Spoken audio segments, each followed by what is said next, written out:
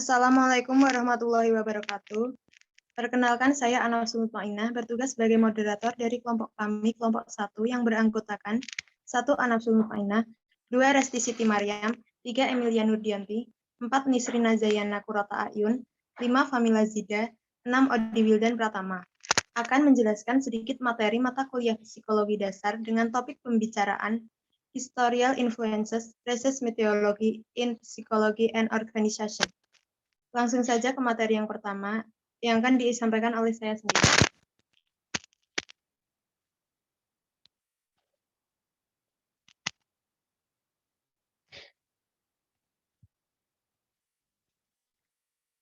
Sifat perspektif psikologis.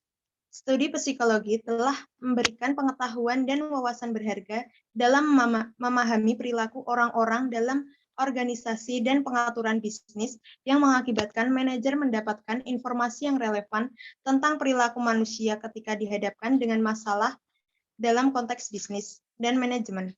Kontribusi yang telah dibuat psikologi untuk solusi dari banyak masalah manusia yang dihadapi dalam bisnis adalah pendatanganan yang telah menghasilkan pengelolaan sumber daya manusia yang lebih baik, atau metode peningkatan seleksi personil, penilaian dan pelatihan, meningkatkan moral dan efisiensi operasi, penurunan tingkat kecelakaan, dan kondisi kerja yang lebih baik.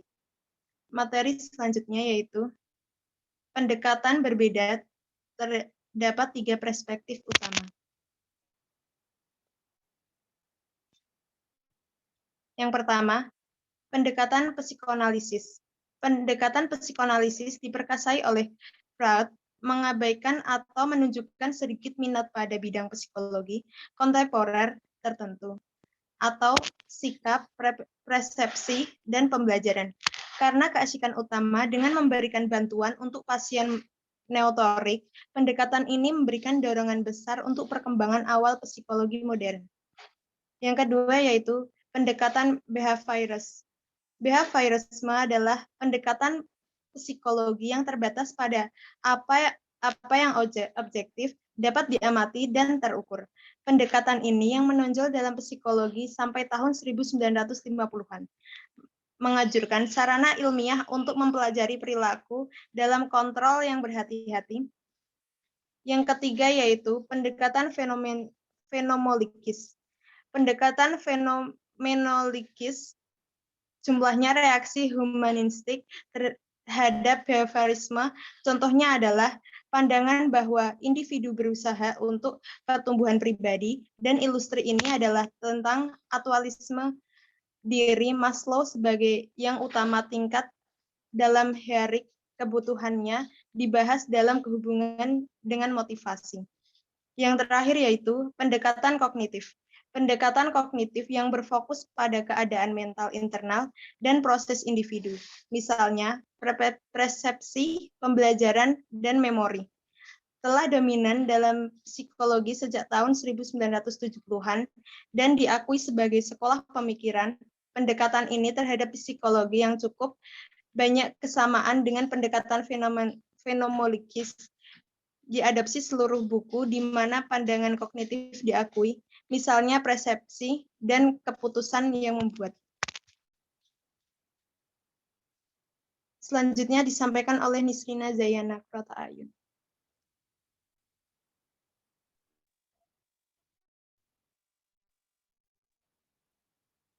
Yang selanjutnya yaitu sifat organisasi perilaku.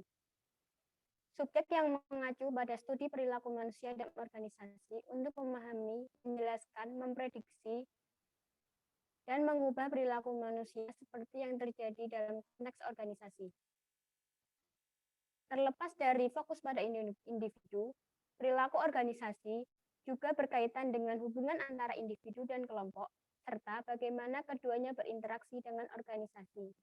Karena bagaimanapun juga organisasi juga menjadi sasaran analisis seperti hubungan antara organisasi dan lingkungannya. Tujuan utama dari perilaku organisasi untuk menggambarkan daripada meresepkan, yaitu menggambarkan hubungan antara variabel. Next.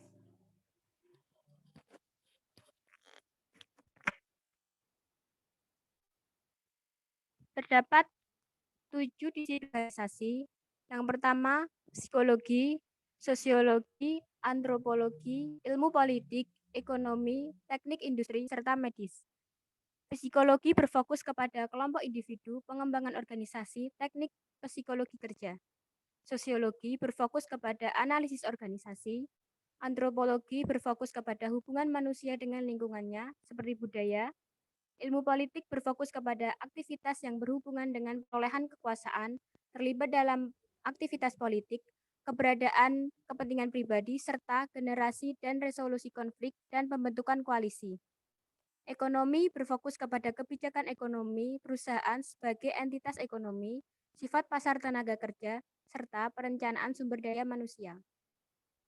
Yang keenam, teknik industri berfokus kepada studi waktu dan gerak dan pengukuran kerja. Dan yang terakhir yaitu medis, berfokus kepada stres kerja dan kesejahteraan karyawan. Yang selanjutnya akan disampaikan oleh rekan saya, Resti. Baik, selanjutnya yaitu historical perspective. Yang pertama yaitu manajemen saintifik. Pengembangan besar diprakarsai oleh Tyler, Gilbert, dan Gann, menempatkan penekanan pada efisiensi dan produktivitas dengan sorotan pada interaksi antara orang dan pekerjaan. Frederick Winslow Taylor adalah pelopor utama dari pemikiran ini. Dia adalah insinyur di industri besi dan baja. Pada masanya, adalah normal bagi pekerja di industri ini untuk mengatur pekerjaan mereka sendiri. Para pemimpin pekerja ini mempekerjakan kru mereka sendiri yang bekerja dengan kecepatan mereka sendiri, menggunakan alat mereka sendiri.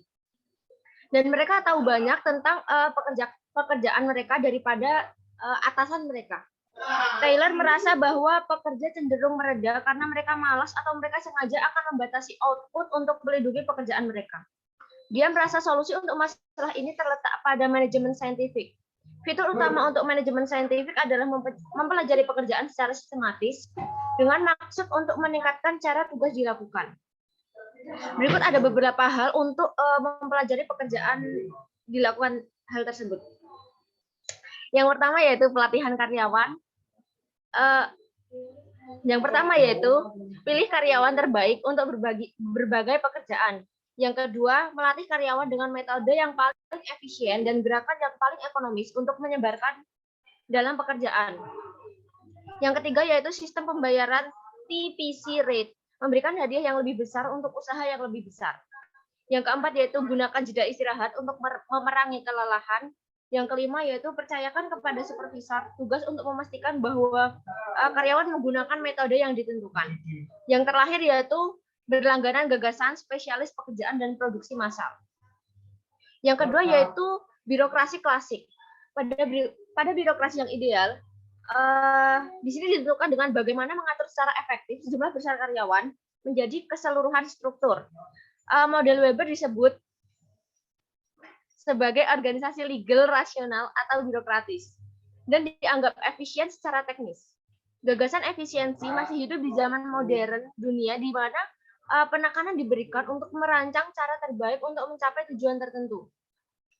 Konsep birokrasi yang dikemukakan oleh Weber pada tahun 1947 adalah sebagai berikut. Yang pertama, hierarki otoritas, di mana kekuasaan untuk bertindak dari puncak organisasi ke tingkat terendah, dan pemegang jabatan bereaksi untuk perintah yang dikeluarkan oleh orang-orang di atas mereka untuk siapa yang mereka laporkan. Yang kedua, hak dan kewajiban melekat pada berbagai posisi dalam hierarki, sehingga karyawan tahu apa yang dihadapkan oleh mereka. Yang ketiga yaitu pembagian kerja, di mana aktivitas dikategorikan sebagai fungsi dan spesialisasi. Yang keempat, aturan dan prosedur yang menginformasikan karyawan tentang cara yang benar untuk memproses informasi dan menjalankan organisasi menghindari kebutuhan untuk melakukan penilaian dan pilihan dalam pelaksanaan tugasnya. Yang kelima yaitu dokumentasi, di mana informasi yang dicatat dalam bentuk tertulis dan berkomitmen untuk memori organisasi. Yang selanjutnya yaitu kompetensi teknis, yaitu sebesar merekrut dan mempromosikan individu yang memiliki kualifikasi yang dipersyaratkan. Yang terakhir yaitu pemisahan kepemilikan dari kontrol, di mana mereka yang mengelola organisasi bukanlah mereka yang memilikinya. Lalu yang ketiga yaitu prinsip organisasi. Prinsip-prinsip organisasi yang diuraikan oleh Fayol dan Urwig. Fayol mempertimbangkan prinsip organisasi tercantum sebagai sesuatu yang fleksibel dan beradaptasi dan berpandangan bahwa manajer bisa menggunakan intuisi dan menggunakan kebijaksanaannya sebagaimana prinsip-prinsip itu digunakan. Sedangkan Urwig mengadopsi prinsip-prinsip Fayol untuk memandu perencanaan dan pengendalian manajerial. Konsep birokrasi yang dikemukakan oleh Weber pada 1947 adalah sebagai berikut. Yang pertama adalah maksud dan tujuan organisasi. Yang kedua yaitu hierarki yang berjumlah lapisan manajemen di dalam organisasi. Yang ketiga yaitu rentang kendali, yaitu jumlah bawahan melapor kepada supervisor dan manajer. Yang keempat yaitu pembagian kerja dan spesialisasi, di mana organisasi terkotak-kotak berdasarkan fungsi atau aktivitas. Dan ini memungkinkan anggota untuk berspesialisasi dalam aktivitas yang sangat spesifik. Yang selanjutnya yaitu wewenang dan tanggung jawab, yang dalam kasus otoritas berarti kekuasaan untuk bertindak, dan dalam hal tanggung jawab berarti menjadi tanggung jawab atas konsekuensi dari seseorang sebagai anggota organisasi. Yang selanjutnya yaitu kesatuan komando dan arahan, yang menandakan arah dan kendali itu pada akhirnya dari satu sumber saja. Yang selanjutnya yaitu komunikasi, yang merupakan media di mana informasi mengalir dari bawah organisasi dan merupakan sumber kehidupan dari sistem organisasi tersebut. Yang selanjutnya yaitu rantai komando. Rantai komando itu di mana jalurnya melalui atasan mengeluarkan instruksi dan saran, dan bawahan memberikan umpan balik pada kegiatan yang mereka bertanggung jawab. Yang selanjutnya yaitu koordinasi, yaitu proses yang ditunjukkan untuk memastikan bahwa segmen yang berbeda dari organisasi bekerja sama untuk mencapai tujuan bersama. Yang selanjutnya sentralisasi, lalu definisi, saldo, dan kontinuitas. Yang selanjutnya yaitu psikologi industri di Inggris. Pada awal 1920-an, psikologi industri didirikan untuk tingkat yang lebih besar di Inggris daripada di Amerika Serikat, dengan pencapaian penting di keduanya dengan tingkat teoritis dan empiris. Lalu pada sekitar tahun 1915, terdapat penyelidikan oleh Head of Munition Committee, pekerja dalam kondisi yang buruk di pabrik-pabrik amunisi, yang mengakibatkan produktivitas rendah dan meningkatnya kecelakaan dan ketidakhadiran karyawan. Rekomendasi dari panitia menyebabkan pengurangan jam kerja dan perbaikan dalam pemanasan dan ventilasi. Dan terbentuklah Dewan Penelitian Kelelahan Industri. Didirikan untuk menyelidiki industri kelelahan dan faktor-faktor lain seperti kebosanan, monoton, dan kondisi fisik pekerja yang mungkin mempengaruhi kesehatan dan efisiensi pekerja. Pada tahun 1930-an, industri Badan Penelitian Kesehatan memiliki kewenangan yang luas dalam penyelidikan dan aktivitas dengan fisiologis dan bias lingkungan mencirikan pada banyak dari pekerjaan. Next, Emily akan disampaikan oleh Emilia Nudianti.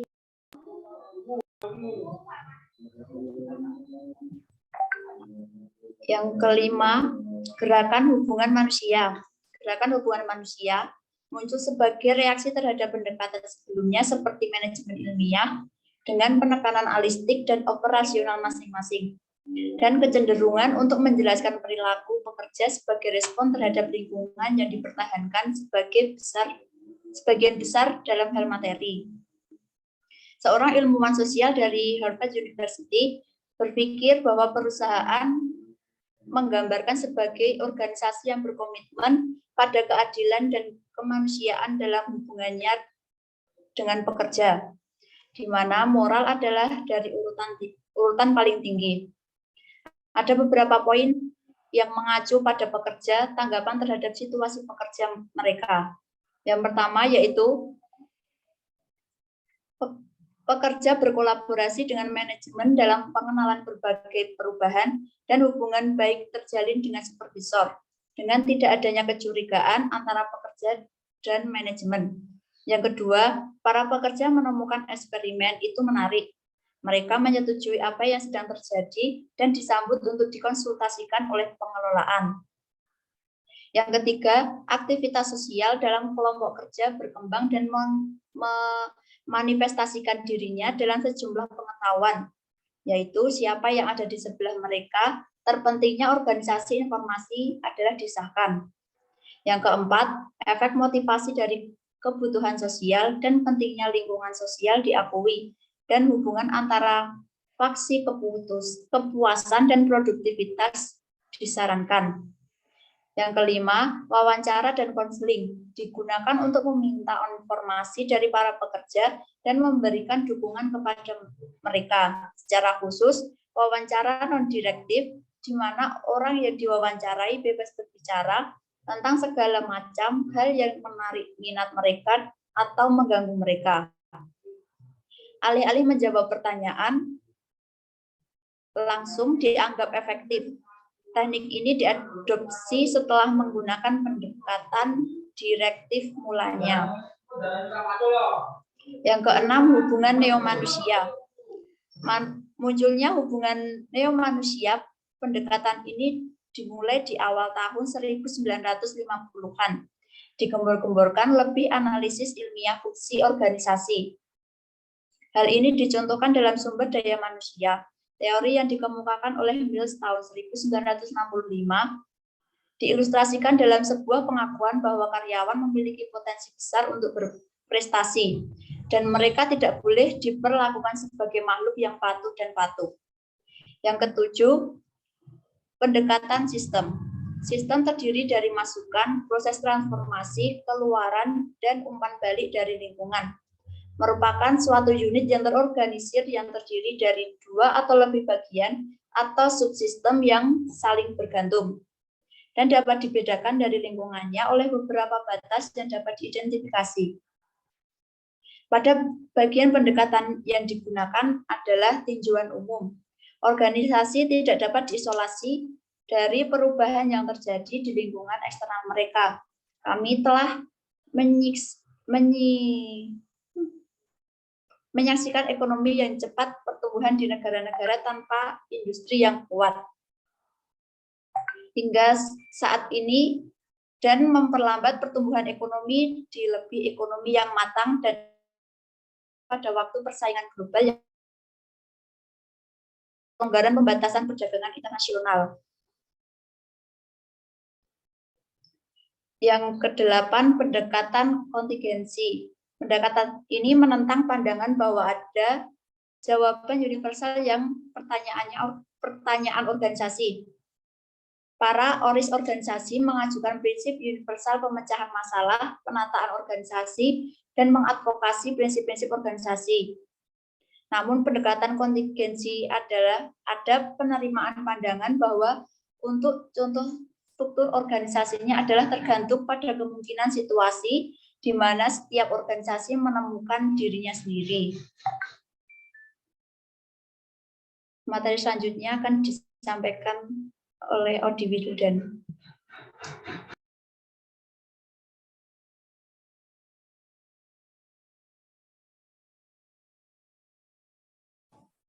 Baik.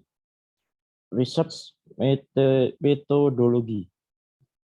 Penelitian menyediakan pendekatan untuk mendapatkan informasi tentang banyak dimensi perilaku yang tidak dapat diperoleh melalui pengalaman saja. Ketika para psikolog melakukan riset terhadap berbagai aspek perilaku mereka, mencoba menerapkan metode ilmiah. Penyelidikan ilmiah mengasumsikan bahwa peristiwa dan fenomena yang disebabkan. Jadi tujuan utama penelitian psikologis adalah untuk menentukan faktor apa yang menyebabkan orang berperilaku dengan cara tertentu. Akan tetapi, mencapai tujuan itu sangat terpisah-pisah karena para psikolog. Tidak seperti para ilmuwan fisik, harus menghadapi material yang tidak terduga. Subjek berbohong, kurang penglihatan, memberi tanggapan yang diterima secara sosial, dan mencoba untuk memuaskan kebutuhan para peneliti saat mereka melihatnya. Pada kenyataannya, banyak penelitian psikologis di tingkat empiris prihatin dengan mengidentifikasi hubungan antara peristiwa dan fenomena. Dan pertanyaan mengapa orang berperilaku dengan cara tertentu masih belum terjawab. Namun pengidentifikasian hubungan dapat produktif dalam meningkatkan pengetahuan dan wawasan kita. Misalnya, hubungan yang kuat antara gaya manajemen dan tingkat moral yang rendah di antara para bawahan mungkin tidak memberitahu kita bahwa apa aspek-aspek tertentu dari gaya manajemen yang menyebabkan masalah. Tetapi itu tidak memungkinkan kita untuk fokus lebih jelas pada sumber didasari. Next. Karakteristik dari metode saintifik. Untuk memastikan bahwa temuan penelitian psikologi sebagai hal yang objektif, dapat dipercaya, dan dapat diukur sebagai mungkin. Karakteristik metode saintifik diterima. Berikut mencangkup 1. Kurangnya kemampuan dan kendali atas variabel yang digunakan dalam penelitian. 2. Analisis data. 3. Replikasi. 4. Tes hipotesis. Variabel yang digunakan dalam penelitian disebut sebagai variabel independen dan tergantung, yaitu faktor yang bervariasi dan dikendalikan oleh peneliti. Dalam keadaan lain, variabel tergantung dapat dikelompokkan daripada diukur. Misalnya perilaku subjek, variabel bergantung. Dalam menanggapi variasi kondisi eksperimental menjadi stres, variabel independen dapat digolongkan sebagai bagian dari salah satu kategori berikut. 1. Tetap tenang. 2. Kehilangan penguasaan diri. 3. Kehilangan pengendalian diri. Terlepas dari kendali variabel independen oleh para peneliti, penting juga untuk mengontrol variabel asing untuk mencegah terjadinya pencemaran. Misalnya dalam menilai keunggulan teknik pelatihan pada kinerja karyawan, adalah perlu untuk memastikan bahwa faktor-faktor selain metode pelatihan tidak begitu mencurigai hasilnya. Faktor pencemaran dalam kasus ini bisa berupa latar belakang pendidikan, kecerdasan, usia, dan pengalaman. Dalam beberapa kasus, variabel-variabel di luar tidak dapat diperkirakan, tetapi harus diakui bahwa faktor-faktor tersebut dapat mempengaruhi hasil yang mengarah pada kesimpulan yang keliru. Baik, selanjutnya akan disampaikan oleh Mbak Pamila.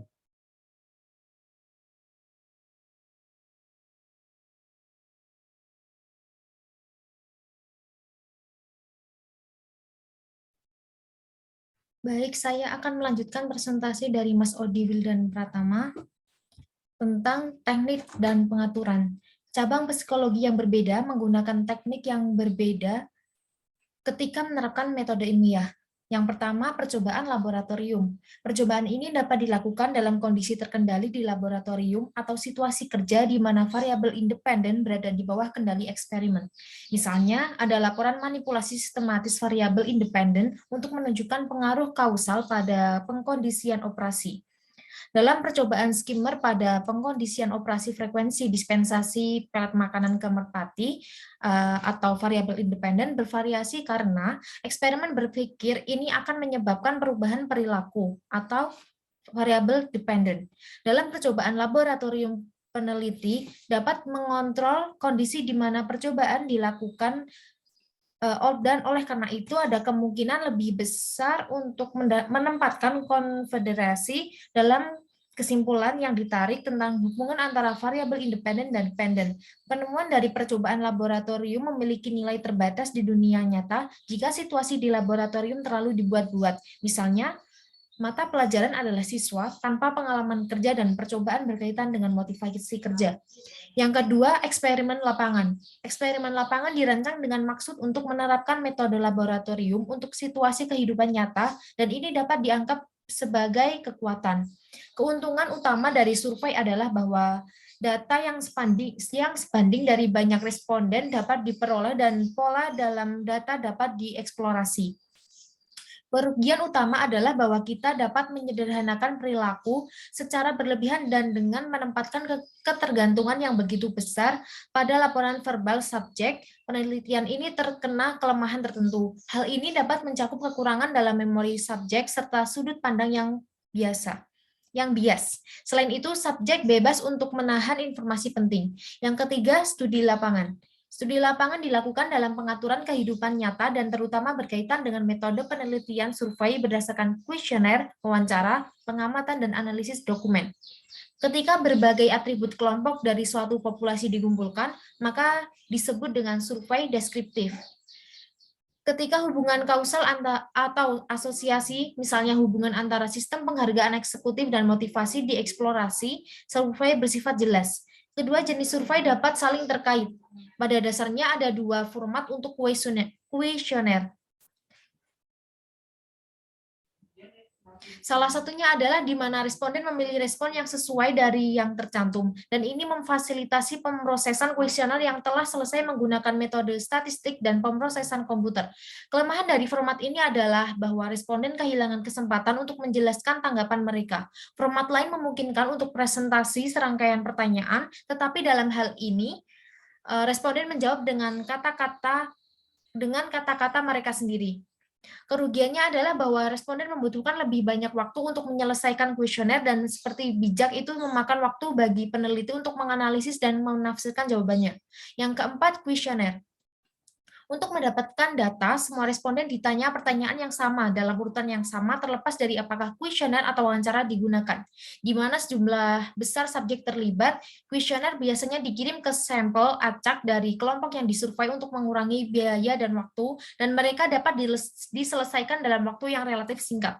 Tingkat respon sederhana untuk kuesioner yang dikirimkan, jika tingkat respon sangat rendah atau sampel yang dipilih kecil, jumlah yang merespon mungkin bukan merupakan sampel yang representatif. Jika kuesioner yang valid dan dapat diandalkan digunakan itu dapat memberikan informasi yang berguna. Ada pandangan bahwa distorsi dapat merayap ke dalam data karena pertanyaan yang tidak jelas atau ambigu diajukan dari responden dan bahwa data yang diperoleh setelah analisis tanggapan bersifat superficial. Pertanyaan juga diajukan tentang validitas kuesioner. Mereka adalah dua jenis validitas, eksternal dan internal.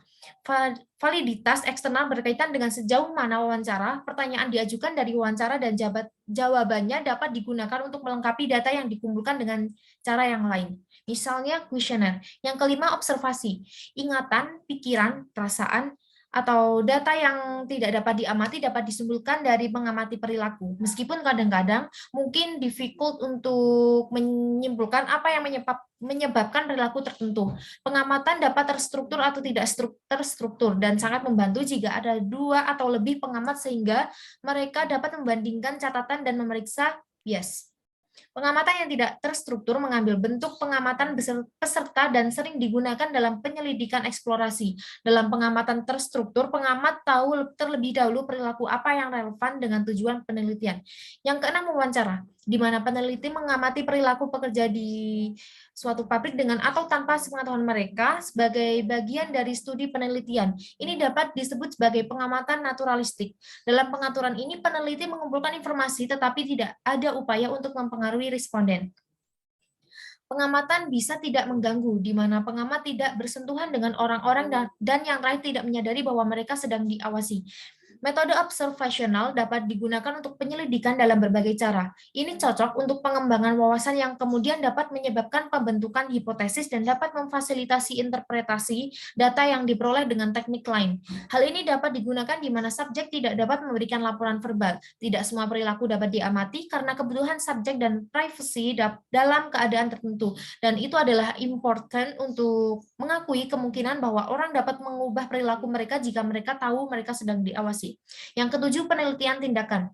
Penelitian tindakan dapat disesatkan sebagai penerapan metode saintifik dari fact-finding dan eksperimen untuk masalah praktis menunggu solusi. Karena pendekatan penelitian ini berpusat pada masalah yang memerlukan keterikatan yang erat dengan organisasi dan membutuhkan negosiasi yang rumit tentang peran yang dimainkan oleh peneliti. Hal ini membutuhkan kerjasama dan kolaborasi antara peneliti aksi dan anggota organisasi.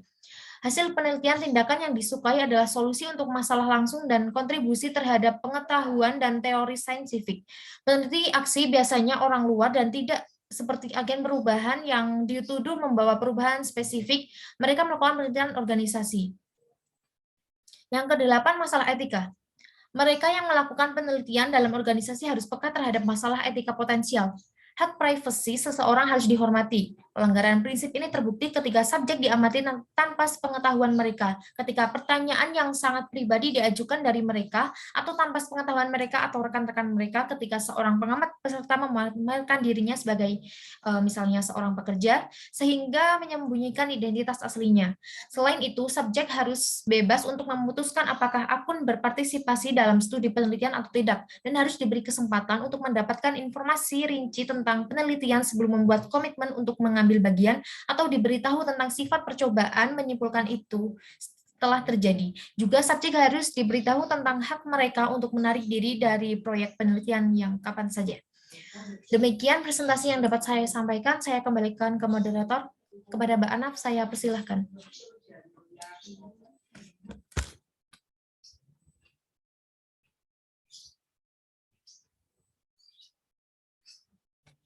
Kemungkinan Mbak Anaf sedang keluar masuk Zoom. Baik, Mak.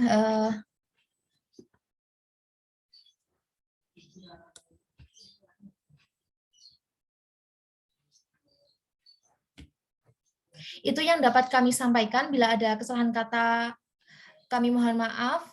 Bila taufik wal hidayah, wassalamualaikum warahmatullahi wabarakatuh.